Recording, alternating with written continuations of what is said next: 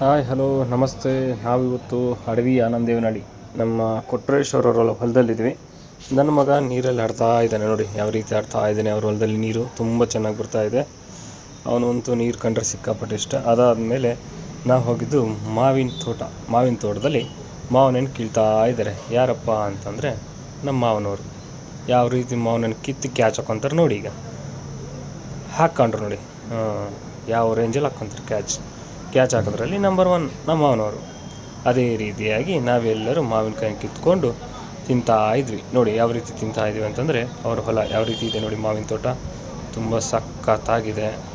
ಅದೇ ರೀತಿಯಾಗಿ ಇಲ್ಲಿ ನಮ್ಮ ಕೊಟ್ರೇಶ್ ಅವರು ಕೂಡ ಧರ್ಮಪತ್ನಿ ಜೊತೆ ಮಾವಿನಕಾಯಿ ತಿಂತಾ ಇದ್ದಾರೆ ನೋಡಿ, ಯಾವ ರೇಂಜಲ್ಲಿ.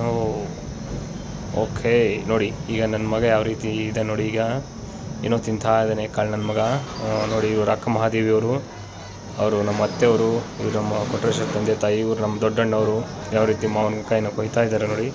ಅದೇ ರೀತಿಯಾಗಿ ನಮ್ಮ ದಿಗಂತದ ಬರ್ತ್ಡೇ ಹಾಗೂ ನಮ್ಮದು ವೆಡ್ಡಿಂಗ್ ಆ್ಯನಿವರ್ಸರಿ ಎಲ್ಲ ರೀತಿಯೂ ಆಚರಿಸ್ಕೊಂಡು ನೋಡಿ, ಯಾವ ರೀತಿ ಕೇಕ್ನ ಹಾಗೂ ಮಾವಿನಕಾಯಿ ಇಟ್ಟು ಡಿಸೈನ್ ಮಾಡಿದ್ದಾರೆ ನಮ್ಮ ಗಂಗಾಧರ್ ಅವರು ಹಾಗೂ ಕೊಟ್ರೇಶ್ ಅವರು. ಕೇಕ್ ತಂದಿರೋರು ನಮ್ಮ ನಿರಂಜನ್ ಹಾಗೂ ನಂದೀಶ್ ಅವರು. ಇದಿಷ್ಟು ಸಖತ್ತಾಗಿ ಮಾಡಿದ್ಮೇಲೆ ಎಲ್ಲರೂ ಕೇಕ್ ಕಟ್ಟಿಂಗ್ ಮಾಡಿಬಿಟ್ಟು ಯಾವ ರೀತಿ ಸೆಲೆಬ್ರೇಷನ್ ಮಾಡಿದ್ವಿ ಅಂತ ನೀವೇ ನೋಡ್ತಾ ಇದ್ದೀರಿ. ತುಂಬ ಚೆನ್ನಾಗಿದೆ ಸೆಲೆಬ್ರೇಷನ್, ಸಖತ್ತಾಗಿತ್ತು, ಒಳ್ಳೆ ಎಂಜಾಯ್ ಮಾಡಿದ್ವಿ.